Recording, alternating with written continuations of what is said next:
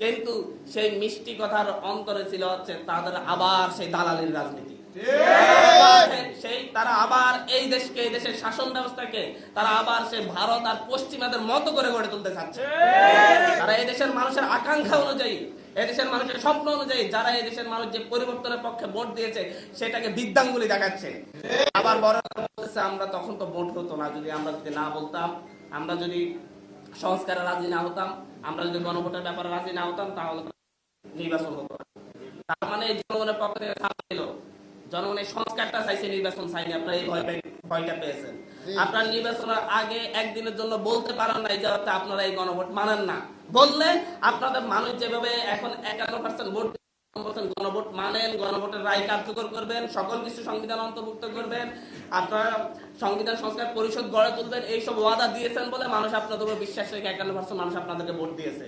কিন্তু তার আগে একবার বলতেন 5% মানুষ ভোট দেয় কিনা দেখা যাইতো। তখন তো আপনারা বুঝতে পারছেন যে আপনারা যদি বলতেন তাহলে মানুষ আপনাদেরকে ভোট দিবে না।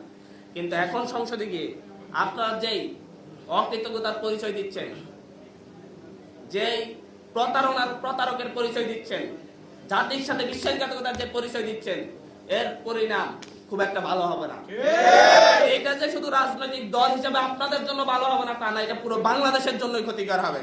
কারণ বাংলাদেশ বারবার এত সংঘাতের ভার বহন করতে পারবে না। তাই আমরা সরকারকে আহ্বান জানাই, আপনাদের শুভবুদ্ধির উদয় হোক।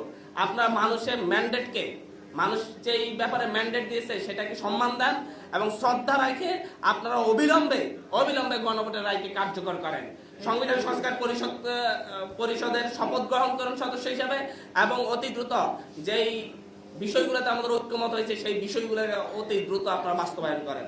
পাশাপাশি আজকে যারা যোগ দিচ্ছে, আমরা বলছি নাগরিক পার্টি ইনশাল্লাহ বাংলাদেশের সর্ববৃহৎ রাজনৈতিক দলে পরিণত হবে। অনেকেই অনেক কথা বলবে, শুরু তো করেছি আমরা কয়েকজন মিলে, কিন্তু সেটা এখন হাজার জন লাখো জনে পরিণত হয়েছে, ইনশাল্লাহ কোটিতেও পরিণত হবে ইনশাআল্লাহ। সুতরাং শূন্য থেকে শুরু করে এতটুকু এসে যদি হাসাহাসি করেন বা অনেক কিছুই করেন, বাইরে থেকে মনে হয় যে কিছুই হবে না। মনে রাখেন 1 বছর আগে আমাদের শূন্য অবস্থা, 1.5 বছর আগে, 2 বছর আগে আমরা কি অবস্থা থেকে সংগঠন শুরু করেছি, এখন কোন অবস্থায় আছে। ইনশাল্লাহ আগামী বছর আরো ভালো পাবেন, এরপর বছর আরো ভালো অবস্থায় দেখবেন।